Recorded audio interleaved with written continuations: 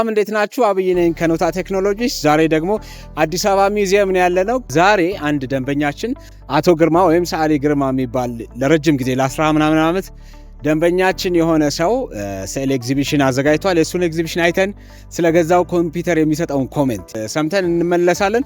የሚገርማችሁ ማለት ነው እኛ ጋር የተገዙ እቃዎች አይበላሹም። ለምን? ከልባችን በእጃችን ሳይሆን የምንሰራው ከልባችን ስለሆነ ዘላቂ የሆኑ እቃዎች ናቸው። ደንበኞቻችን በሙሉ ማለት ነው 10 ዓመት 20 ዓመት ተጠቅመንበት ምንም አልሆነም ይላሉ። እርስዎም ይምጡና ይግዙ። ሰዓሊ ይሆናሉ፣ ወይ ቧንቧ ይፈታሉ፣ ወይ አውሮፕላን ያበራሉ። ይመቾት።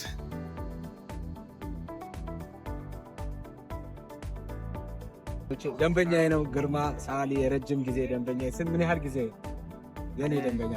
ደንበኝነታችን እንግዲህ ወደ አሁን ከፖሰቱበት ጊዜ ጀምሮ ከሆነ ወደ 4-5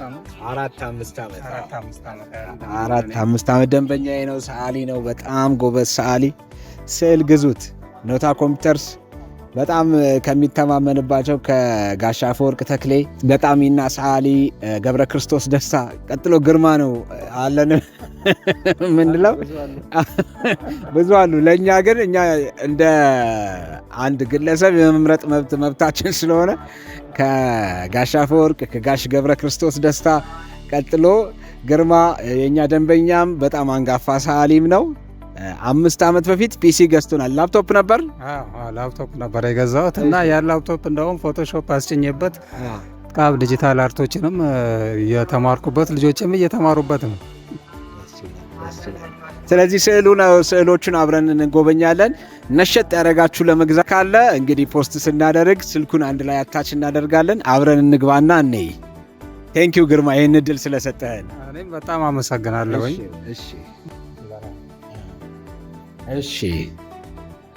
እሺ አብራ ይሄኛው ርዕሱ እንግዲህ በቃ የደመራ ምሽትን ነው የሚያሳየው። ቀለሙ የተጠቀመበት ቀለም ሞኖክሮም ቴክኒክ ይባላል። ብሉ ዶሚኔሽን ነው እና ሞኖክሮም የምንለው እንግዲህ በአንድ ቀለም ቴክኒክ ርቀትና ቅርበትን፣ ብርሃንና ጥላን እነዚህን አቀናይተን በአንድ የቀለም ቶን የምንገልጽበት የአሳሳል ቴክኒክ መንገድ ነው። በዛ መንገድ የተሰራ የስዕል ዘርፍ ነው እና ያምራል። ርዕሱ ያው ደመራ ማታ ደመራ ምሽት ላይ ሲያበሩ ጎጆቸው ላይ ሆነው ከአገር ቤት አካባቢ ካሉት ህይወቶችን ለማንጸባረቅ የተሰራ ስራ በጣም ያምራል። ይሄ ደግሞ የሀመር ሴት ነው። ሀመር እናትና ልጅ፣ የሀመር እናትና ልጅ ነው። እነሱ እንግዲህ ጌጣቸውን ልክ አሁን እኛ ሱቅ ሄደን ለፀጉራችን ለምን ቅባት ምናምን እንደምንሰራ ሁሉ እነሱ ከጭቃ ላይ ነው የሚሰሩት። ከጭቃ ላይ እንደዚህ አድርገው አሁን ፀጉሯን አይታት እንደሆነ ጌጥ አድርጋ ነው። እንደገና እጇ ላይ ይሄ አምባር ጌጣ አለ። ጨሌ ደግሞ ይሄ በየገበያ የሚሰጡት እሱን ሰፍተው የሚሰሩት አሉ በአንገታቸው ላይ የሚያወርዱት እና እንደገና የእናቶች የልጃገረዶች ይለያያል እና ይቺ አሁን እናት ነች፣ ያገባች ነች። አሁን የሷን አለባበስ ለማሳየት ይሄ ደግሞ እሬቻ ነው። በገጠር አገር ቤት አካባቢ ነው የሚያሳየው። ልክ ከመስቀል ደመራ በኋላ ደግሞ ወንዝ ሄደው እዛ ምስጋና ፕሮግራም ሲያካሄዱ ነው። የተለያየ ማህበረሰብ ክፍል በአካባቢ ያለው በሙሉ ተሰብስበው ሄደው ያንን ባህል ሲያንጸባርቁ የሚያሳይ ነው። አሁን ይችኛው አገር ቤት አደሲንቄ የሚባሉ ናቸው እና ያገቡ አገሲንቄዎች ሁልጊዜ ወደ ገበያ ሲሄዱ ሲንቄ የምትባለው እቺ ዘንጓ ነች፣ ሴቶች የሚይዟት ነች። እቺ ሲንቄ እንግዲህ ትርጉም አላቸው እነሱ ጋር። ጌጣቸው ነው፣ እንደገና ክብራቸው ነው፣ እንደገና እርቅ መፍጠሪያቸው ነው። የተጣላ ሰው እንኳን ቢያገኙ በዚህ በሲንቄ መሀል ገብታ እረፉ እናንተ ብላ መሀላቸው ካስገባች ሁለቱም ያቆማሉ። ድብድብ እንኳን ከሆነ ያቆማል። ያንን አልፎ የሚጣሉ ከሆነ ይቀሰፋሉ ብለው በዛ በአካባቢው ስለሚታመን ወዲያው ነው የሚያቆሙ። ላሁን ይዛ ከገባች በቃ ወዲያው የፈለገ ጸብ ይቆማል ማለት ነው። ከዛ ውጭ ደግሞ እንዲህ ቀደም ሲል አሁን እንግዲህ ይሄ ታሪክ ቀደም ሲል የነበረ ነው እና በአገር ቤቱ አካባቢ ወጣቶች ጎረምሶች ልክ አካባቢያቸውን ከጠላት ምናምን ሲጠብቁ ወይ ደግሞ ለመከላከል ወደ ውጊያ በሚሄዱበት ጊዜ አደሲንቄዎች ልክ ምርቃት ያደርጋሉ። ምርቃት አድርገው ይፈቅዱላቸዋል። 2 አደሲንቄ የሆኑና ግራና ቀኝ ሆነው የዘንጉን ጫፍ ይዞ ጫፉን ከላይ ያያይዙና በዛ መሃል ሾልከው ይሄዳሉ። እነሱ ግን ያንን ካላደረጉ አደሲንቄዎች በቃ አይሄዱም። እነዛ ቢሄዱም ስለማይቀናቸው ማርከዋቸው ማለት ነው። እና የሲንቄ ትርጉሙ ብዙ ነው ለማለት ነው። ኦኬ በጣም ስለዚህ ያገቡ ሴቶች ብቻ ናቸው ያገቡ ሴቶች ናቸው የሚይዙት። እንደ ጌጥ ደግሞ አሁን ላይ ስናይ ሌሎችም ደግሞ ይዘውት እንደ ውበትም መገለጫ ነው ይዘው ሲሄዱ እናያለን። ከእርጥብ ሳር ጋር አድርገው ይዘዋሉ እነዚህ ያገቡት። ሌሎቹ ደግሞ በዚህ ዘንጉን ብቻውን እንደ ጌጥ አድርገው ይዘው ይሄዳሉ። ስለዚህ አሁን ሌላ ወንድ እንዳይከጅላትም አግብቻለሁ የሚል ምልክትም ነው።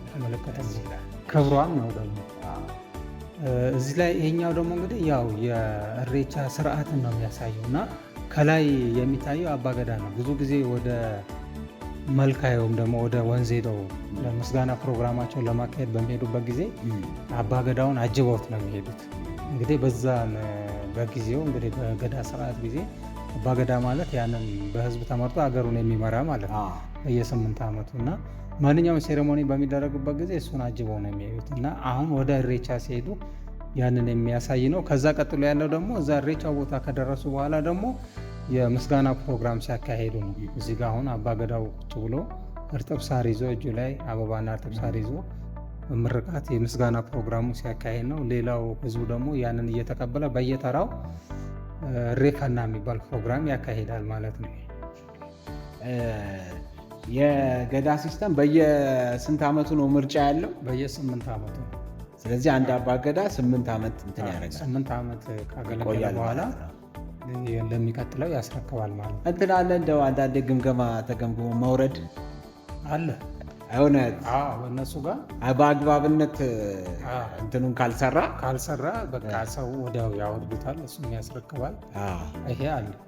ግን ያው ብዙ ጊዜ በባህልና በእንትን የተያያዘ ስለሆነ ጥሶ የሚወጣ ነገር የሚያደርግ ሰው የለም። ሲስተሙ ይኖር ይሆናል እንጂ ሲስተሙም ስላለ እዛም ላይ ሲወጣ የሚገባቸው ቃሎች አሉ፣ መሐላዎች አሉ። እንደገና ደግሞ ይሄ ልክ የህግ ስርዓትም አለ።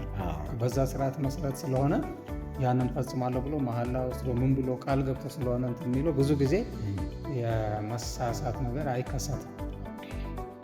እነዚህ አዳስንቄዎች ናቸው። የተለያየ አካባቢ ለማሳይ ከላይ ያለችው የሸዋ አካባቢ አዳስንቄዎችን ነው የሚያሳየው። ከታች ደግሞ ያለችው አርሲና ባሌ አካባቢ ያሉ አለባበሳቸውን ለማሳይ ያገራል። በጣም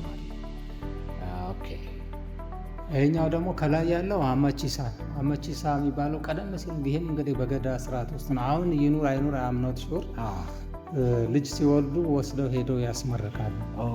ከዛ ስም ይወጣለታል። ልክ አሁን ክርስትና ቤተክርስቲያን ሄዶ ክርስትና ስም እንደሚኖረው ማለት ነው። እና በገዳ ሕግ ውስጥ ልጆች ሲወለዱ በተወሰነ ጊዜ ሄደው የሚያስመርቁበትን ስርዓት ያንን ለማሳየት የተሰራ ስዕል ነው። ከታች ያለው ደግሞ አውጫጭኝ ነው እና ሁሉቆ ነው የሚባለው በኦሮምኛ ትርጉሙ። ይሄ አውጫጭኝ እንግዲህ አንድ ሰፈር ውስጥ አንድ ሌብነት ሲከሰት፣ ዝርፊያ ሲከሰት እና ሰው ተሰብስበው ይጠቁማሉ የሚጠራጠሩትን። ከዛ አባገዳ ወይም ሽማግሌዎች ይሰበሰቡና ከዛ የሚጠረጠሩ ሰዎች ተጠቁመው ይወጣሉ። ከወጡ በኋላ ጥያቄና ቃለ መሐላ እንዲያደርጉ ይደረጋል። ከዛ እንጨት ይዘጋጃል። በዛ በእንጨት ውስጥ እንዲሾልኩ ይደረጋል እና ያንን ስርዓት የሚያሳይ ነው። እና በዛ እንጨት ውስጥ የሰርቆ አልሰረኩም ብሎ ዋሽቶ የሚሾልክ ከሆነ እስከ 7 ቤቱ ይቀሰፋል ስለሚባል ብዙ ቦታ የሚያምረው ደፍሮንት ላይ እነሱ ጋር ፍርድ ቤት የካደውን ነገር እነሱ ጋር ያምራል። ሰምቻለሁ። ኢቭን አሁን በሬዲዮ ነው የሰማሁት። ፍርድ ቤት ብር አልከፍልም ብሎ በኋላ ሄደው የአገር ሽማግሌዎች ጋር እንትን አሏቸው፣ ከፈል ፍርድ ቤት ለፍርድ ቤት ጠፍቶ ፍርድ ቤት ከሆነ እሱ ብቻ ላይ ነው እንትን የሚወስነው። ግን የነዚህ ከሆነ ግን 7 ቤቴ ድረስ የተረገመ ይሆናል ብሎ ያ ነገር ያስፈራዋል እና ብዙ ጊዜ አለ። እርሻ ነው የሚያሳየው፣ ግብርና ነው የሚያሳየው። እዚህም ደግሞ እየታጨደ ነው። ላይ ደግሞ ለበዓሉ ዝግጅት ልብሷን ስታጥብ ነው ጋዜጦች። እኔ ብዙ ስዕል አላውቅም እና አንተ የምትከተለው የስዕል ስታይል ምን ይባላል? እኔ ሞደርን አርት ነው የምከተለው። ሞደርን አርት ሲከተል እንግዲህ ሪያሊዝምም ሳይሆን አብስትራክትም ሳይሆን በሁለቱ መካከል ያለ ቴክኒክ ነው። ሪያሊስቲክ መነሻ ይሆንና ሞደርን ይሆናል። ለምሳሌ እዚህ ስዕል ላይ ብናይ እዚህ ታች ያለው አሁን እዚህ ጋር ይሄ ገበሬው ሪያሊስቲክ ነው። የእንትና አይነት ይመስላል አይደል? የማን ፈረንሳዩ ጎያ የእሱ አይነት ይመስላል። እና ይህ አሁን በሪያሊስቲክ ስታይል የሰራሁት ነው። ከላይ ያለሁት ደግሞ ሞደርን አርት ነው። አሁን ሞደርን አርት አንዳንድ ጊዜ ምንድን ነው የማይሆን ነገር ሆኖ ታየዋለህ። የምታሳየው ነገር አለ እንዲህ ባክግራውንዱ ላይ እንደዚህ አይነት ቦታ ላይ ሴትዮዋ እንዴት ብላ ነው የምትቆመው፣ ከጀርባ ያለው ደግሞ እንዴት ይሆናል፣ እንደዚህ የሚፈሰው እዛ አጠገብ ደግሞ እንዴት ይሆናል፣ እንደዚህ የሚለውን ህግ ሰብሮ የሚሰራ የስዕል ዘርፍ ነው። እንትን በምናብ ነው ሰራ። ይሄኛው ሞደርን አርት ሆኖ ሞር ወደ ሪያሊስቲክ ያደላ ሆኖ ሪስፖንሲቢሊቲ ብዬ የሰራሁት ነው። ኃላፊነት ብዬ ነው። በእናትና በልጅ መሀል ያለውን ኃላፊነት ለመግለጽ ነው። እና እዚህ ጋር የሰዎችን ኃላፊነት ያሳያል። እዛ ጋር እንስሳት ራሷ ለልጆቿ የምታደርገውን እንትን መታ ይዛ መታ ስታጎርሳቸው ያሳያል። እዚህ ጋር ፈረሱ ደግሞ ይሄ ከባንዲራ ሲምቦል ጋር ተያይዞ ለሀገር ጥበቃ ምናምን ኃላፊነት እና አጠቃላይ ርዕሱን የሚለው ላይ ሁሉንም ማስከፍታል። ሬስፖንሲቢሊቲ ያልኩ ለዚህ ነው። እኛው ደግሞ አንደኛው ልጅ የሰራ ነው የሀረር ስፌት የሀረር ጌጦች ብሎ ነው የሰራው። ብዙ ጊዜ ልክ እኛ አሁን ፎቶግራፍ እዚህ በየቤታችን እንደምንሰቅለው እዛ ሀረር አካባቢ አይተህ ከሆነ ሰፌዶቻቸው ናቸውን ይሰቅሉ እናንተ ትራዲሽናል አርት እነሱ እና የአንድ ሴት ሙያዋ እውቀቷ ምናምን የሚለካበት ነገር ነው እና በብዛት ቤቷን ሁሉ ትሞላለች ያደሬ ሴቶች እና ያንን ራሳቸው ሰርተው ነው ራሳቸው በእጃቸው ሰርተው ማለት ነው። እዚህ ጋር ምሽት የዳመራን ዝግጅት ነው የሚያሳየው። ሲጨፍሩ ነው እንግዲህ ያው ደመራ ከተለኮሰ በኋላ ይጨፈር የለ ዙሪያውን እየተሄደ ያለ መግለጽ ነው። በጣም ደስ ይላል። እዚህ ጋር አባገዳው ወደ ምርጫው ስርዓት ሲሄድ ነው የሚያሳየው። ከጭንቅላቱ ላይ ያለው ባሊ ይባላል። ልክ አሁን ይሄ ንጉሳን እዚህ ላይ የሚያደርጉት ዙፋን ክራውን እንደሚባለው ከከለቻው ጋር እዚህ ባሊ ትሰካለች። ጆሮ ባሊ ነው የሚባለው እና ጆሮ የምትባል አሞራ ነገር አለች። የእሷ እንትን የተለየች እንትን ነች እና ባሊ ይባላል። እሱን ይሰካል። አሁን ይሄ የሚሄደው ምንድነው ስልጣኑን ጨርሷል፣ ለማስረከብ ነው የሚሄደው። እዛ አጅበው ትሄዳሉ። እዛ ከሄደ በኋላ ይሄ ባሊ ርክክብ ይባላል። ከዛ ሌላው ይተካዋል። 8 ዓመቱ ይጨርሳል። እንደገና ምርጫ የለም። እንደገና የለም። በቃ ግዴታ ነው 8 ዓመት ማስረከብ። አባገዳዎችን አሁን በኦሮሚያ ክልል ውስጥ የተለያዩ አባገዳዎች አሉ። ሸዋ ውስጥ ያለ አባገዳ አለ፣ ወደ ምስራቅ አባገዳ አለ፣ ወደ ደቡብ አባገዳ። እነዚያ የተለያዩትን ነው የሚያሳየው እና አሁን ለምሳሌ እዚህ ጋ ያለውን የጉጂውን ያሳየው እዚህ ግንባሩ ላይ ከለቻ አድርጎ ማለት ነው። ሌላው ደግሞ የሸዋው ደግሞ እዚህ ላይ ከለቻ አያደርጉ፣ ዝም ብለው ነጭ ነገር ብቻ ነው የሚያስቡት። አንዳንድ ቦታ ደግሞ ዱላውን ብቻ እና የተለያዩ አባገዳዎች ፖዚሽኑን ለመግለጽ የተለያየ እንትን አላቸው። ይሄ ያው አዲስ ዓመትን ነው ብርሃን ሲፈነጥቅ ነው። ከጨለማ ወደ ብርሃን ሲኬድ መሬቱም ይፈካል፣ ሰውም እንስሳቱም ሰዎችም ብርሃን ሁሉም ላይ ሲያርፍ ነው የሚያሳየው። አዲስ ዓመት ያን የገለጸበት መንገድ ነው። እንትን ግርማ፣ እኔ አንተን ከማወቄ በፊት ከማወቄ የሚለው መተህ ቢሮ ስዕል ስላለው ምናምን ከማለት በፊት ራሱ ስምህን በጣም አውቀዋለሁ። በጣም ግርማ ቡልቲ። ያውም እኔ እንትን አይደለም ብዙ ስዕል ላይ ኢንቮልቭድ አይደለሁም። ጋሻ አፈወርቅ ጋር የተወሰነ ጊዜ መስራት የማወቅ እሱን እድል አግኝቻለሁ። ከዛ በተረፈ ዲጂታል አርት የሚሰሩ ካወቃቸው ምናልባት ግሩም እና አንደኛውን ስሙ ቤሳት አይለያዩ ጓደኛሞች አሉ። እንትን ካክተስ የሚባል ድርጅት ማስታወቂያ ግሩም የአርሲ ልጅ አጭር ልጅ አፈራ እሱ እና እነሱን አውቃለሁ። ያንተን ስም ግን አውቀዋለሁ።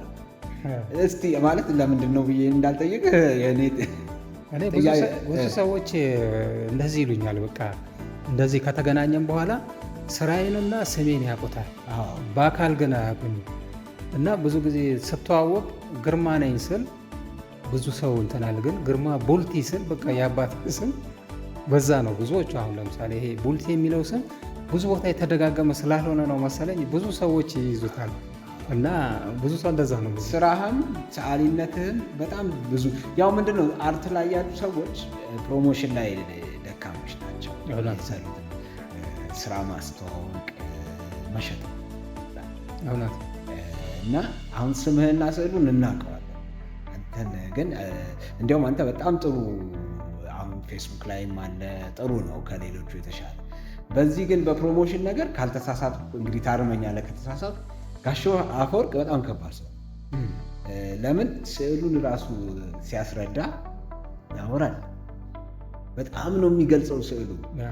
በዚህ ጋር ይሁት በዛ ጋር ይሁት ተንበርክካችሁ ይሁት ደረጃ ካገኘ ከደረጃ አንድ 2 ዳይሜንሽናል የሆነ ስዕልን በቃ ሰውየውን ስሜቱን ሀሳቡን ሁሉ ሰብስቦ እስኪያገኝ ድረስ አያወራም። እንትን ይይዛል አቴንሽን በዚህ ጋር በዛ ጋር። አሁን ስለ ቤቱ ሲያሳይ ቤቱ እዚህ ጦር ያለች ያለው እናውጣ ይላል። ውጪ አስፋልት ላይ ያስወጣል። ከዛ ከዚህ ጋር ይኸው ከዚህ ጋር ታየዋለህ። ምን ጉድ ነው ትላለህ። ከዚህ ጋር ይኸው አሁን ደግሞ ከውስጥ ይኸው ያ ሁሉ ፕሮሰስ የሰውን አቴንሽን ይይዛል እና በጣም ኤክስፕሬሲቭ ነው። መሸጥን ማውራት ይችላል። እኔ አይውሽ ሰዓሊ ሁሉ እንደዛ ቢሆን።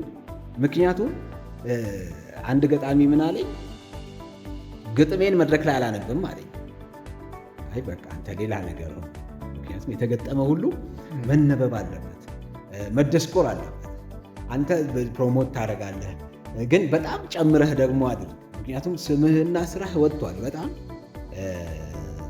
እኛም ማናውቀው እንኳን እንላለን እናደፋፍርሃለን። ደንብ ሚዲያ ላይ እንድታወጣው እንደዚህ ኤግዚቢሽኖችን ብዙ እንድታዘጋጅ እድሉን ጎብኚ እንዲያገኝ እንትን እንላለን።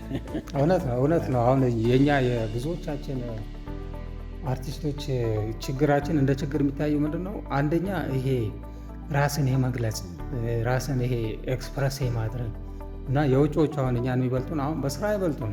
አሁን ጠቅላላ ኢትዮጵያኖች የሚሰሩትን አርት ከና አፈወርቅ ጀምረ እነ ለማ ጉያ እነ ወሰነ የቆሰሮ እንደዚህ እነ ገብረ ክርስቶስን አይተ እንደሆነ ውጭ ዓለም አሉ የሚባሉ ከሚሰሩት ስራዎች ያልተናነሰ ስራ ነው የሚሰሩት። እና የአርቲስቶች ችግር ብዙ ጊዜ የዲፕሎማሲ ነው። ይሄ ዲፕሎማቲክ አይደለንም እና ብዙ ጊዜ ያቸግራል። እና ምንድነው ትምህርት ቤት ሲሰጥ የሆነ ተጽዕኖ የሚደረግብን ነገር አለ እና ብዙ ጊዜ አካዳሚን ሲያስተምሩ ብዙ ጊዜ ስትሰሩ ስራዎቻችሁ እንዲናገሩ አድርጋችሁ ስሩ፣ ከእናንተ የበለጠ ስራችሁ ቢናገር ጥሩ ነው ይሉናል። እነሱ ያንን ሊሉ የቻሉበት ምክንያት ምንድን ነው? አትናገሩ ማለታቸው አይደለም። እኛ ግን ስንቀበላቸው እናንተ ዝም በሉ ስራው ይናገራሉ ያሉን እየመሰለ ዝም እንለዋለን። እና ብዙ ጊዜ እንደዛ አይነት ችግሮች አሉ። ግን ፋይናሊ ደጋግመን ስንሰራና እንደገና ደግሞ የእኛ ጓደኞች ወይ ደግሞ የኛ አስተማሪ የሆነው ውጭ ሄደው የመጡት ሲነግሩን ማንኛውም አርቲስት ስለ ስራው መናገር አለ፣ ስራው ምን እንደሚል መግለጽ አለበት። ታይትል ሊኖረው ይገባል። እና አሁን አንዳንድ ጊዜ አንታይትልድ ብለን የምንሰራቸው ስራዎች ሁሉ ልክ እንዳልሆነ ነው የሚነግሩ። ምንድነው ተመልካች ራሱ ስይም ይስጠው እንጂ እኔ ርዕስ አልሰጠው የሚሉት አሉ። ያ ሁሉ መሆን እንደሌለበት ይነግሩናል። አርቲስቱ ርዕስ ካልሰጠው፣ አርቲስቱ ስም ካልሰጠው ሌላው እንዴት አድርጎ ነው የሚሉት ነገር አለ እና ልክ ነው። የስራችንን ያህል ራሳችንን አንገልጽ። ያ ትልቁ ችግራችን። ደንበኛችን ግርማ ቡልቲ የተሳካ የስዕል ጉብኝት ጊዜ ከኛ ጋር አሳልፈው ነበረ። ሌሎች ደንበኞቻችንንም ባሉበት በስራ ቦታቸው፣ በስራ መስካቸው እንዲሁም በመኖሪያ ቤታቸው እናወራቸዋለን። እየመረጥን ሊያስተምሩ ሊያዝናኑና ታሪክን ሊያወሱ የሚችሉ ደንበኞቻችንን ቆይታ ከኖታ ጋር በሚል ፕሮግራማችን ላይ እየጋበዝን እናንተንም አስተማሪ የሆኑ መርሃ ግብሮችን እናሳያችኋለን። ሰላም ሁኑልኝ። ይመቻችሁ። ኖታ